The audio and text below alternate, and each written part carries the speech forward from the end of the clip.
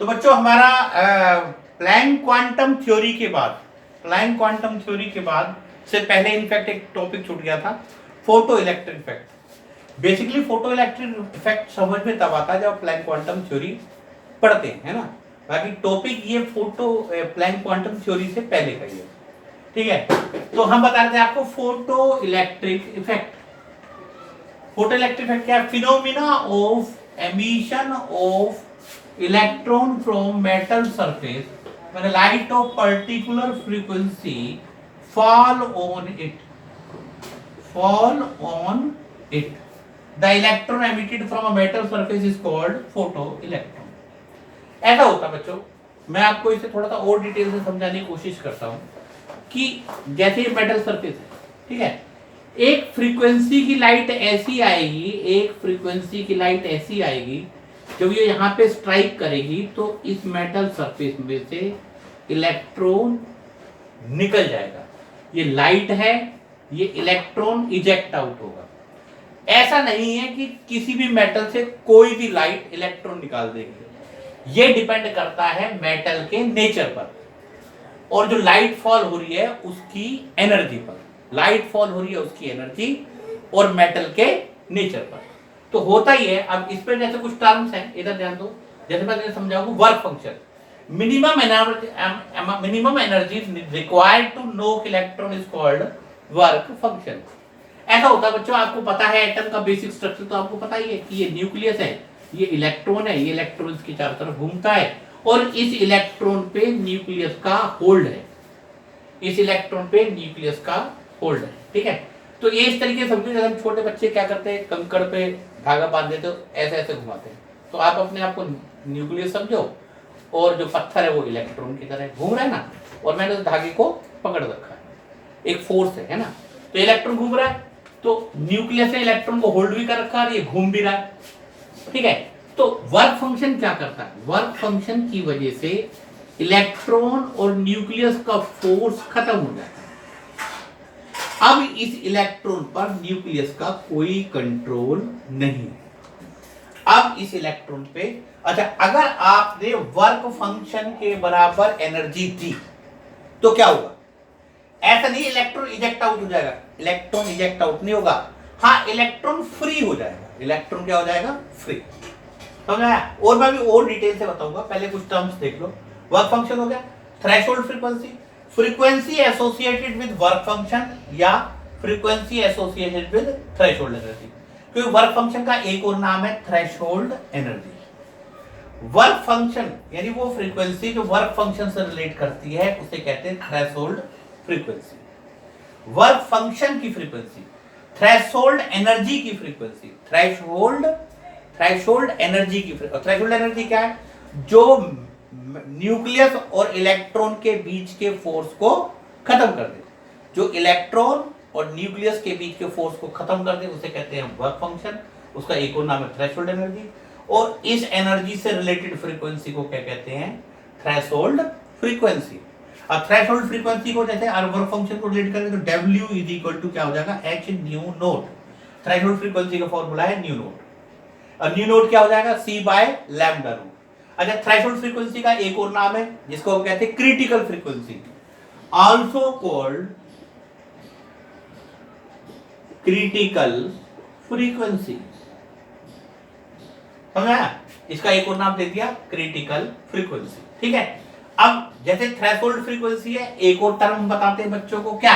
ये नोट कर लेना। उस टर्म का नाम है threshold wavelength.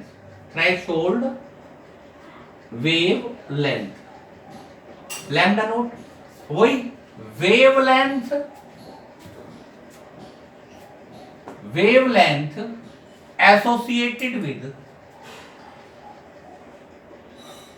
Threshold frequency and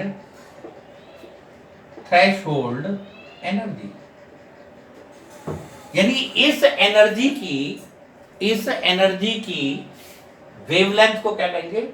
threshold wavelength. या इस फ्रीक्वेंसी की वेवलेंथ को हम क्या कहेंगे? थ्रेशोल्ड वेवलेंथ, ठीक है। इसको एक और नाम देते हैं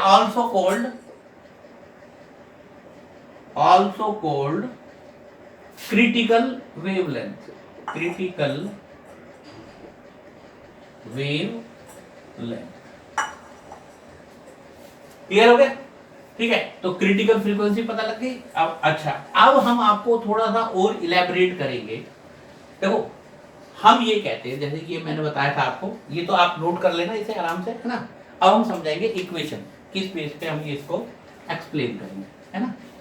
इधर ध्यान दो। सपोज करो एक मेटल सरफेस है, हमें पता है यहाँ पर इलेक्ट्रॉन है जो कि किससे बाउंड है, न्यूक्लियस से बाउंड है ना। एक एनर्जी ऐसी आएगी जो न्यूक्लियस और इलेक्ट्रॉन के बीच के फोर्स को खत्म कर देगी। खत्म हो गया, अब ये इलेक्ट्रॉन फ्री। और मैंने बताया था उस एनर्जी को क्या कहते हैं हम, वर्क फंक्शन। ठीक है, अब सपोज करो एक एटम के लिए वर्क फंक्शन या threshold energy, work function threshold energy एक ही बात। ठीक है, एक एटम में इलेक्ट्रॉन और न्यूक्लियस के बीच के फोर्स को खत्म करने के लिए सपोज करो 20 जूल एनर्जी चाहिए।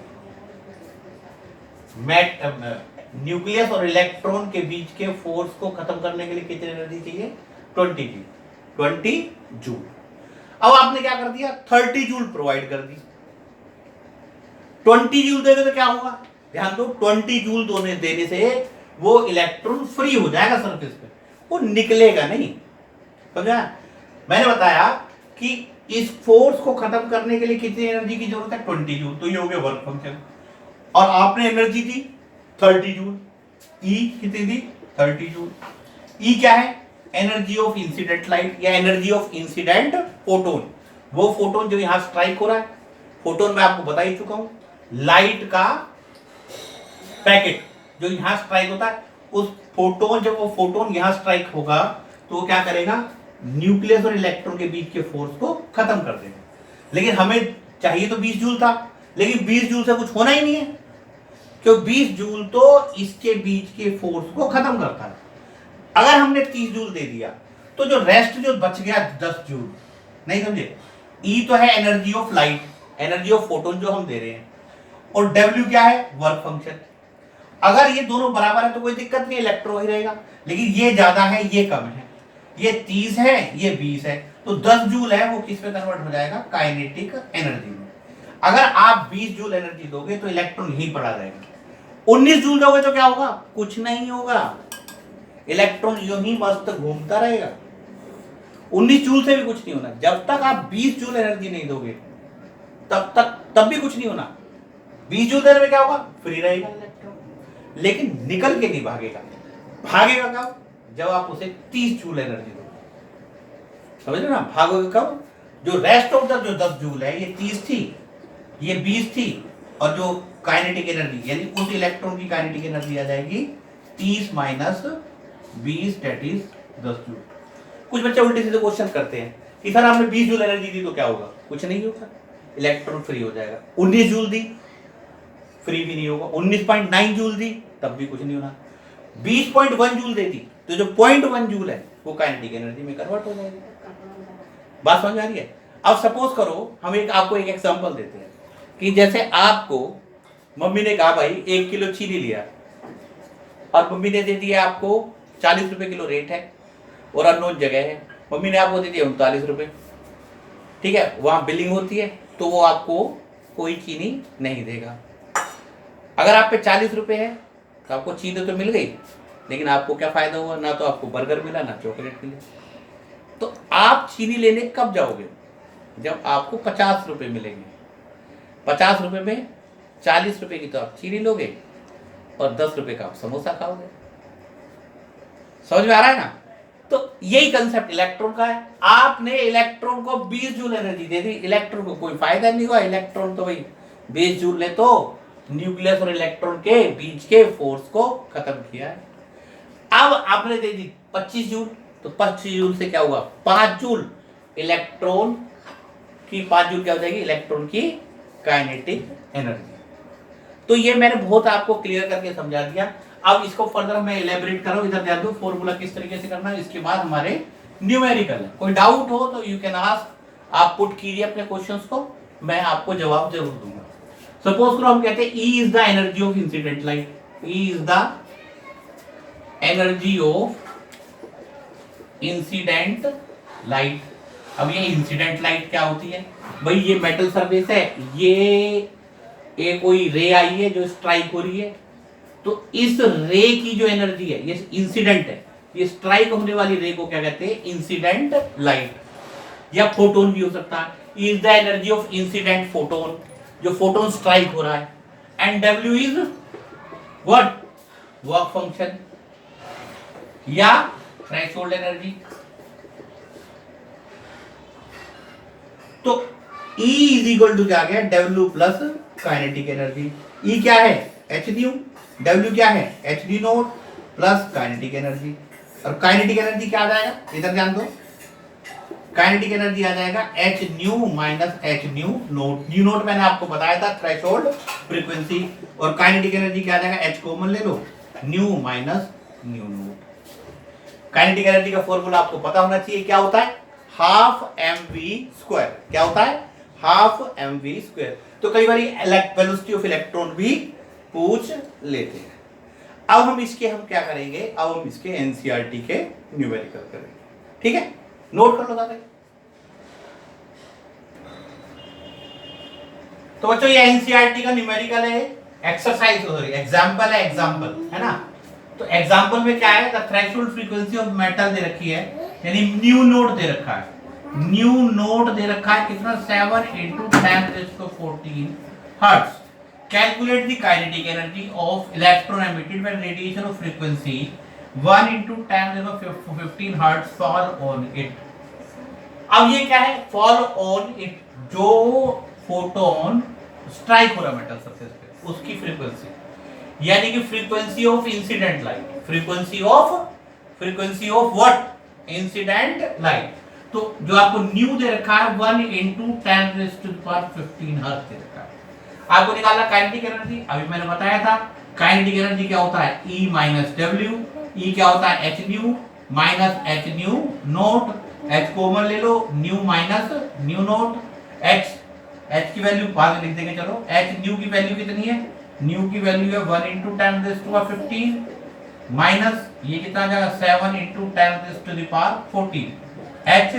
अब आप क्या करोगे, 10⁻14 कॉमन ले लो, h × 10⁻14, यहाँ कितना बच जाएगा 10, भाई 15 है ना पावर, 14 माइनस करेंगे तो कितना बच जाएगा 10, यहाँ कितना बचेगा 7, h की वैल्यू ले लो, तो h की वैल्यू 6.626, 10⁻34 × 10⁻14 × 3, that is 19.878 × 10⁻22। दोबारा समझ लो इस क्वेश्चन को, काइनेटिक एनर्जी निकालनी है आपको, थ्रेशोल्ड फ्रीक्वेंसी न्यू नोट दे रखा है, और क्या दे रखा है, फॉल ऑन इट न्यू दे रखा है। तो हमने क्या करा, kinetic energy E minus W, E का फॉर्मूला h न्यू, W का मतलब h nu naught, h common ले लिया, वैल्यू पुट कर 10⁻14 कॉमन ले लिया, और ये सॉल्व कर दिया। तो बच्चों ये आप न्यूमेरिकल नोट कर लो, इसके बाद हम आपको दूसरा न्यूमेरिकल करवाते हैं। ये क्वेश्चन मैंने प्रदीप से लिया है बेटा, light of wavelength 4000 A note fall on, fall जो हो रहा है, फॉल कोई चीज लाइट फॉल हो रही है, स्ट्राइक हो रही है, जैसे स्टेटमेंट में कहीं लिखा हुआ फॉल है या स्ट्राइक है, तो इसका मतलब वो क्या है, wavelength of incident light, wavelength of incident light, ठीक है, या जो भी है ना। तो ये आपको दे रखा है वेवलेंथ E यानी लैम्डा दे रखा है आपको 4000 ए note, that is 4000 into 10 raised to the power minus 10 meter, 4 into 10 raised to minus 7 meter. Calculate kinetic energy of electron emitted if a critical wavelength क्या हो गई, threshold wavelength, that is 6000 a node, that is 6000 10 raised to minus 10 meter, that is 6 into, आपको निकालनी वही kinetic energy, हमें पता है kinetic energy क्या हो जाएगा, E minus W, kinetic energy h nu minus h nu note. अब काइनेटिक एनर्जी h न्यू की जगह क्या लिख सकते हैं, c by lambda minus h c by lambda note. Kinetic energy h c common ले लिया, 1 by lambda minus 1 by lambda note. H की वैल्यू देखो 6.626 10 raised to -34, C3 into 10 to the power 8, यहाँ नीचे क्या आएगा 4 into 10 raised to the -7 minus 6 into 10 raised to the -7, यहाँ से 10 को -7 कॉमन ले आओ, ये कैलकुलेट कर लो 19.878 10 raised to the -26, 10 को -7 कॉमन आ गया, ये 1/4 minus 1/6, यह आ जाएगा 19.878 into 10 raised to the power -19, ये एलसीएम ले लो 12, 3 minus 2, तो फाइनली देखो इसको मैं यहाँ सोल्व कर रहा हूँ, फाइनली काइनेटिक एनर्जी कितनी आ जाएगी 19.878 10 raised to -19 into 1/12।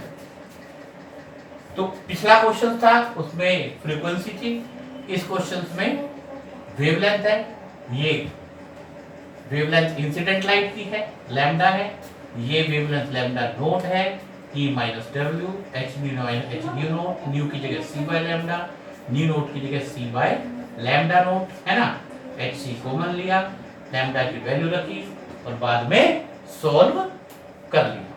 तो इस तरीके से बच्चों ये आपको न्यूमेरिकल करना। अब हम एनसीईआरटी के एक्सरसाइज के 2 क्वेश्चन और लेते हैं, एक क्वेश्चन और लेते हैं या 2 ले लेते हैं, देख लेते हैं, ठीक है, नोट करो। आऊं ये बच्चों एनसीईआरटी का 2.54 एक्सरसाइज का क्वेश्चन है। If the 2.54 exercise, if the photon of wavelength 150 picometre strike on a metal surface, electron is emitted with a velocity of 1.5 into 10⁷ metre पर second, calculate energy with which electron bound. पहले question को समझो, ये metal surface है, एक wavelength है जिसकी एक फोटोन है जिसकी वेवलेंथ कितनी 150 पिकोमीटर यहां से स्ट्राइक हो रही है और यहां से इलेक्ट्रॉन इजेक्ट आउट हो रहा है जिसकी वेलोसिटी 1.5 into 10⁷ मीटर पर सेकंड। आपको निकालना calculate energy with which electron bound. Obviously बात है, यहां पे मैंने आपको बताया था न्यूक्लियस है, इलेक्ट्रॉन इनके बीच में एक फोर्स है, तो आपको बताना है कि किस फोर्स किस एनर्जी के साथ ये इलेक्ट्रॉन बाउंड है, किस एनर्जी के साथ ये इलेक्ट्रॉन बाउंड है।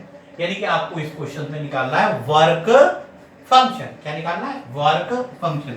आपको क्या क्या दे रखा है? लैम्डा दे रखा है 150 picometer, 150 picometer, that is 150 into 10⁻⁻12 metre, that is 1.5 into 10⁻⁻10 metre.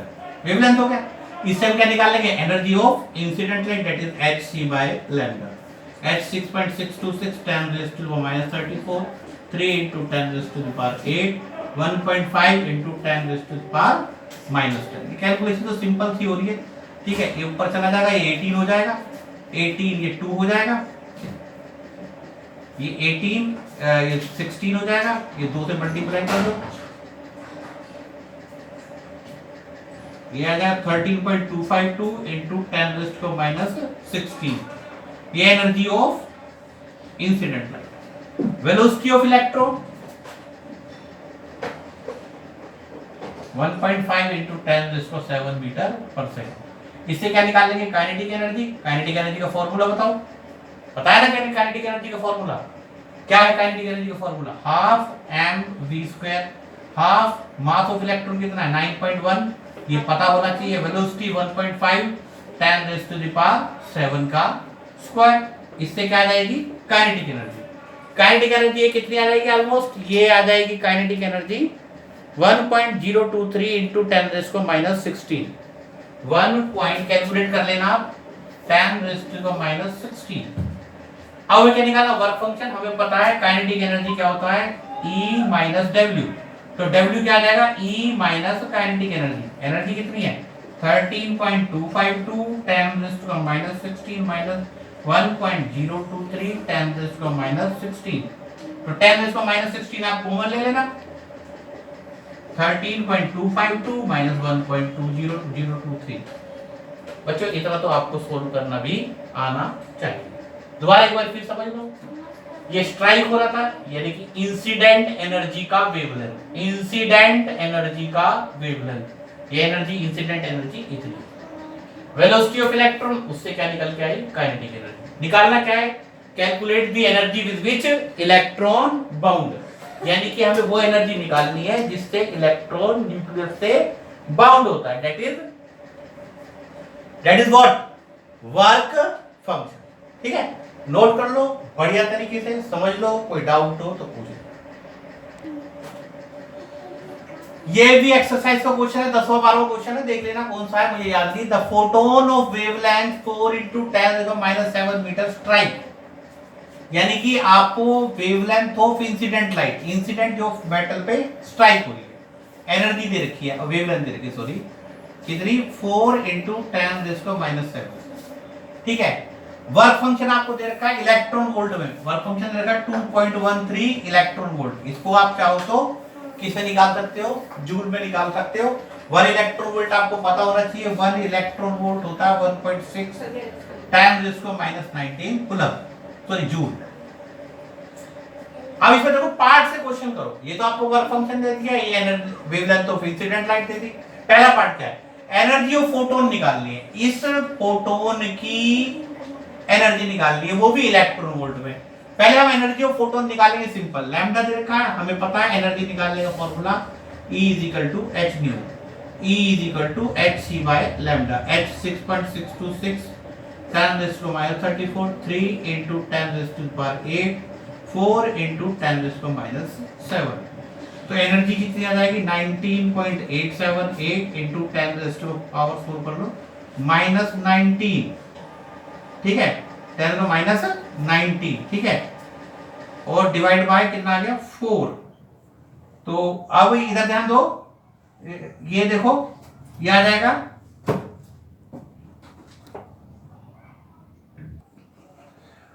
4.969 × 10⁻⁹ joule. लेकिन हमें एनर्जी किससे निकालनी है, एनर्जी निकालनी है इलेक्ट्रॉन वोल्ट में। तो इलेक्ट्रॉन वोल्ट में इसे निकालने के लिए क्या करोगे, 4.969 × 10⁻⁹ डिवाइड बाय इसे 1.6 10⁻⁹ से डिवाइड कर देंगे, तो ये आ जाएगा 3.10 इलेक्ट्रॉन वोल्ट। तो हमारा पहला पार्ट हो गया, हमने एनर्जी ऑफ फोटोन निकाला, वो भी इलेक्ट्रॉन वोल्ट में, ये आ गया। हाँ, दूसरा क्या निकालना है, काइनेटिक एनर्जी ऑफ इमिशन। अब काइनेटिक एनर्जी हमें पता है कैसे निकालते हैं, kinetic energy = E - W। E कितना आया 3.10 - 2.13 that is 87, that is 0.97 electron volt. अब velocity of electron, velocity of electron तब निकलेगी जब ये जूल में हो, ठीक है। तो काइनेटिक एनर्जी जूल में कैसे निकलेंगे, 0.97 × 1.6 10⁻⁹, ये आ जाएगी जूल में, ये आ जाएगी अप्रोक्सीमेटली, कैलकुलेट कर लो 144 155, दैट इज 1.552 × 10⁻⁹ जूल। अब काइनेटिक एनर्जी का फॉर्मूला बताओ, काइनेटिक एनर्जी का फॉर्मूला है काइनेटिक एनर्जी ½ mv², और v² क्या आ जाएगा 2 × kinetic energy divide by m, और वेलोसिटी आ जाएगी √2 × kinetic energy divide by m। ये वैल्यू पुट कर देनी है आपको, ये वैल्यू क्या है पुट कर देनी है। ये वैल्यू मैं कहां पुट करूं, ये वैल्यू मैं यहां पुट कर रहा हूं, ध्यान दो कोने में। Kinetic energy √2, kinetic energy 1.552 10⁻⁹ divide by mass of electron कितना है 9.1 × 10⁻30। तो बच्चों ये देखो पार्ट 1 यहां खत्म हो गया, पार्ट 2 यहां खत्म हो गया, और ये लास्ट में आपका पार्ट 3 है जिसमें हमने वेलोसिटी निकाली। ये तो समझ में आ ही रहा होगा, इसको यहां ले गए, m को नीचे आ गए, जो स्क्वायर हटाया तो √, आ गया। काइनेटिक एनर्जी की वैल्यू ये ली, मास ऑफ इलेक्ट्रॉन आपको पता होना चाहिए, नहीं पता तो आपको पता कर लो 9.1 10⁻⁻31। तो इस तरीके से बच्चों हमारा ये एक पार्ट पूरा हो गया। इसमें आपको मैं बता देता हूं बहुत से क्वेश्चन है, इसे नोट कर लो पहले, तो फिर मैं आपको बात करता हूं, ठीक है। आपको 2.47 2.51 2.53 ये फोटो इलेक्ट्रिक इफेक्ट पे न्यूमेरिकल है, एक्सरसाइज के एनसीईआरटी, ये करने हैं। और मैं आपको ये बता रहा था कि photo electric Maxwell theory could not explain, मैंने आपको बताया था मैक्सवेल ये फोटो इलेक्ट्रिक इफेक्ट को एक्सप्लेन नहीं कर पाया था, अब ये कैसे एक्सप्लेन नहीं कर पाया था, ये लास्ट टाइम बस छोटा शॉर्टकट में आपको बता रहा हूं कि जैसे ये मेटल सरफेस है, मेटल सरफेस पे ये लाइट फॉल हो रही है और यहां से इलेक्ट्रॉन इजेक्ट आउट हो रहा है। मैक्सवेल के हिसाब से एनर्जी डिपेंड अपॉन एम्पलीट्यूड। तो जब इस लाइट का एम्पलीट्यूड बढ़ाया तो इसकी वेलोसिटी पे फर्क नहीं पड़ा। ध्यान दो, एम्पलीट्यूड बढ़ाने से इलेक्ट्रॉन की वेलोसिटी पे जो इजेक्ट आउट हो रहा है, जो निकल रहा है, इलेक्ट्रॉन जो इजेक्ट आउट हो रहा है, जो निकल रहा है, एम्पलीट्यूड बढ़ाने से उसकी वेलोसिटी पे फर्क नहीं पड़ा। इससे क्या पता लगा कि एनर्जी एम्पलीट्यूड पे फर्क, energy does not depend upon amplitude. लेकिन अगर इसकी फ्रीक्वेंसी बढ़ाई तो इलेक्ट्रॉन की वेवलेंथ बढ़ गई, इसकी वेवलेंथ घटाई तो इलेक्ट्रॉन की वेलोसिटी क्या हो गई, कम हो गई। दोबारा सुन लो, मैं हो सकता कुछ गलत बोल गया हूं। अगर इसकी फ्रीक्वेंसी बढ़ाई तो इसकी वेलोसिटी, इलेक्ट्रॉन की वेलोसिटी बढ़ गई, या वेवलेंथ घटाई, भाई फ्रीक्वेंसी और वेवलेंथ एक दूसरे के इनवर्स है, तो इसकी फ्रीक्वेंसी बढ़ाने से इलेक्ट्रॉन की वेलोसिटी बढ़ गई। इससे यह साबित हुआ एनर्जी डिपेंड अपॉन फ्रीक्वेंसी, ना कि मैक्सवेल वाली बात जो कि ये कहता था कि एनर्जी डिपेंड अपॉन एम्पलीट्यूड। तो बच्चों, अगर ये मैं एक बात और हमेशा, मैं कभी नहीं किसी वीडियो में नहीं कहा, अगर आपको अच्छा लगे तो शेयर कीजिए, लाइक कीजिए, सब्सक्राइब कीजिए। नेक्स्ट टॉपिक होगा हमारा एटॉमिक स्पेक्ट्रा। ठीक है, विल मेक इट कंटिन्यू।